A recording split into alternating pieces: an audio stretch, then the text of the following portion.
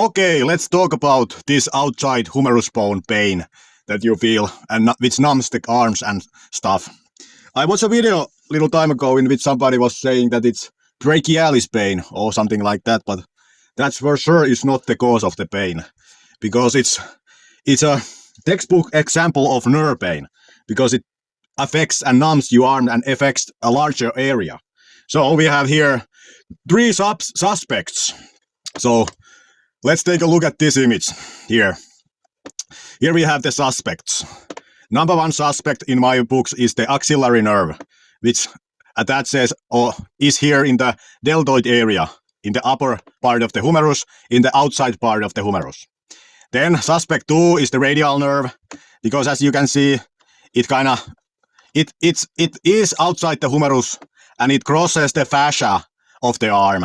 So there could be a theory that due to the rotational forces in this fascia, it could get pinned or compressed due to this fascia stuff and muscle stuff. It could get pinned and hence cause nerve pain. And then we have a suspect 3, which is the musculocutaneous nerve, which goes here, which is, as you can see here, it runs between the brachialis and bicep here. But yeah, these are the suspects I have for this video, and we are gonna discover the true cause, which one of these suspects is the criminal causing the pain. All right, let's start with this musculocutaneous nerve here. And this is a PubMed study. You can go and look it up. Isolated musculocutaneous neuropathy, a case report. And here we can read what kind of things are caused by the issues with this nerve. And we read weakness in the elbow flexion or shoulder flexion, atrophy of the bicep brachii, and pain at paresthesia at the lateral forearm. Like, to me, these conditions do not sound like what we are talking about. We are talking about outside upper arm pain, shoulder and outside arm. These are talking about things that are dealing with bicep, meaning the front side of the upper arm, because that's where the nerve is. So, and I don't feel like that nerve pain really affects the bicep that much. It's more like the shoulder and stuff like that. So due to that reason, I rule out this as being the cause. And also note that the fact that it's not very easy to cause damage to this nerve, because it's very nicely between the brachialis and bicep. Like, it's not crossing too much fascia and stuff. It has a nice hiding place there. It would be very difficult to damage it or cause something to it. So that's also a reason why I don't think this is due to this nerve. Then the radial nerve, all right? Let's look at a little bit about the radial nerve dysfunction Wikipedia page. Here, if we scroll down, we can read what kind of symptoms are caused by dysfunction of this nerve. And we can find that a lot of these things that are dealing with the radial nerve are things with the forearm, like stuff below the elbow and the tricep. Like, there is the outside of the humerus bone is never mentioned and stuff like that, even though the nerve runs there. So, and here is my theory regarding this radial nerve. Let's consider power lines here. Like, in my books, regarding the radial nerve, when it runs in the humerus, in the outside of the humerus, it's kind of like a power line. Meaning that, yes, it goes there, but like power lines, when you see a power line, you know that they are not bringing electricity to the house which is next to them. Because power lines go to substations, and from the substation, they go to these things that take electricity to the houses, you know? So when the radial nerve runs in the humerus bone, it is carrying data, meaning pulses, to the forearm and the lower parts of the arm. Meaning that if you would damage it, you wouldn't see issues in the upper arm, meaning in the area we are talking about. Meaning that if you would cut these power lines here, it wouldn't maybe shut down the houses that are next to the power lines, because the power lines are not transmitting electricity to the houses that are next to them. They are taking electricity to the substation, which are far away, and from there to the houses which are near the substations. Meaning, in this analogy, if you would damage the radial nerve in your humerus bone, it would affect the lower parts of the arm where it is going. You know, the signals cannot teleport, you know. So the nerve has to go, even though it is taking signals to the lower part of the arm, it has to go there through the upper part of the arm, even though it doesn't have much to do with the upper part of the arm, you know, aside from the tricep, you know. But I don't think we can say that, I wouldn't say that this pain we are talking about is pain of the tricep or the lower parts of the arm. It's mostly upper parts of the arm and the outside parts, all right? So, the last suspect is the axillary nerve. And if we look at this image, as you could see, here the axillary nerve is this little worm here. Looks like it's not much, but obviously this image is simplification, as these images usually are, simplifications. So, because this nerve is actually responsible controlling a lot of things. So it's not just this worm here, all right? Like here we have a better image of it. Like it's a huge nerve structure in the upper part of the arm. And as you can see, these lower parts of this are at the exact area where you have the nerve pain, you know? So, and another thing, here is the Wikipedia page, list of internal rotators of the human body. And if here is the section of the upper arm and humerus and the shoulder internal rotators, meaning these are the muscles, according to Wikipedia, which are responsible for the internal rotation. So, if you look at these muscles, they almost all attach to the upper part of the shoulder. Note that the front deltoid attaches to the outside part of the humerus.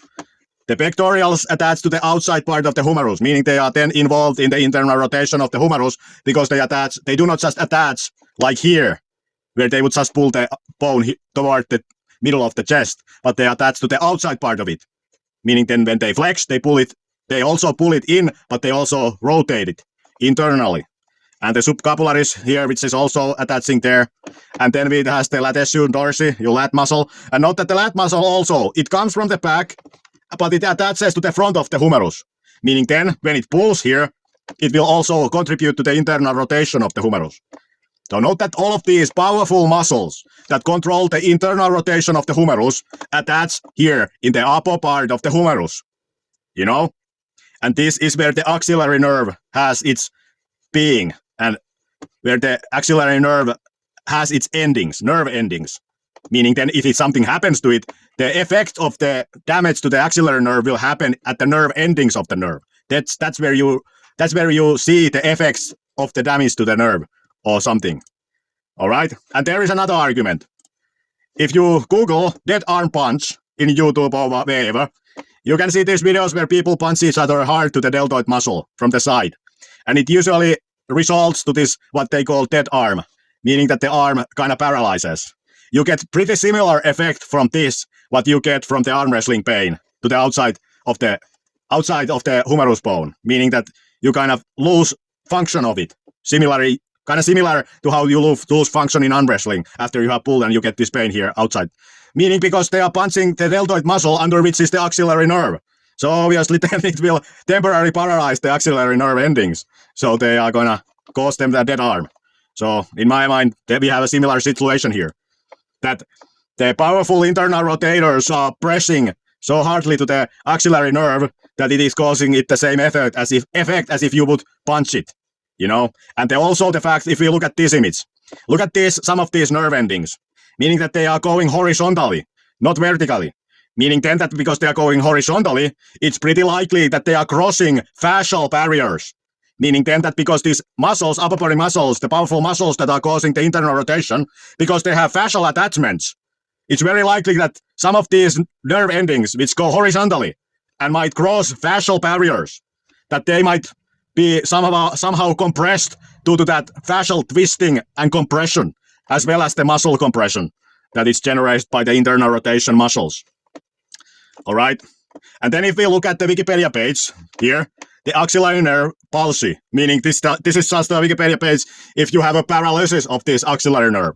Not saying that you would have this, but just looking at the symptoms, what usually happens if this nerve is damaged or some kind of paralysis occurs to it. And we have, interestingly, deficiency of deltoid muscle function and unable to raise arm at the shoulder. You know, pretty similar stuff in my mind. And then if we look at these images, here are some upper body nerve-related symptoms. And if we look at this image, here is a painted area. And to me, this looks pretty similar to what we are talking about. Here, axillary nerve area is painted here, and the C5 is referring to this grading system, which means this, that C5 means this, you spinal cord where the nerve come, meaning this area, you know. So, in my mind, we are dealing with axillary nerve related thing, compression. The same thing that is happening here, but is due to fascial compression and muscle compression of the axillary nerve. And hence you get pretty much the same effect as the dead arm from just punching the deltoid muscle. Okay, then, what can you do when you have the axillary nerve issue? Let's look at here. To do for axillary nerve. You can do axillary nerve glide or flossing, which looks kind of like this, where you have this posture, this position, and you are doing circles with this arm. Like, you can Google this term, and there you can see what to do with it better than I can explain it. Then you can stretch the internal rotators, which might be pressing the nerve. They might be tense. You could put ice on it, you know, the outside of the humerus, like here. You could put ice. You could take magnesium supplements. Yeah, now, you know, there is some evidence that magnesium supplements help with nerve-related issues. So you could try that. You could do light foam roller work on the outside arm, but note that you don't want it to do it too hard, because the point is not to press the nerve even harder, but just to relax those muscles. Or you could use the La Crosse ball, which is this ball, or the massage ball, which is this ball. And this is my recommendation. Or you could use this ball bean hammer, meaning this tool. Like, I have had very good success with massaging things with this round end of this hammer. Like, it penetrates to your muscles so deep that and you can grip it with the handle so well that just a recommendation. Obviously, you don't want to massage the nerve, but if you in general have some muscle tightness, like regarding the stretching the internal rotators, you might also want to massage them or something, you know, using this hammer. If you want to go heavy duty, it's a great piece of advice. But note this one here. Rest for the nerve pain. Note that the main issue with this is that you should acknowledge that it is nerve-related issue. So you are not dealing with muscles or tendons. So you should not do some kind of rehabilitation meant for muscles or tendons regarding this internal rotation, especially because in my view, this comes from the internal rotation of the humerus bone, because these powerful upper body muscles attached to the upper part of the humerus, and they compress the nerve. So you should avoid all type of that kind of activity until the nerve pain subsides, stops, and you are healthy again. You don't want to cause inflammation to the nerve, you know, because this is inflammation to the nerve, what we are dealing with here. Like, if you repeatedly do it and do not let it heal, then you are heading to nerve-related issues down the line. So you should let this heal totally before you practice again activities which cost it. All right? So that's the presentation.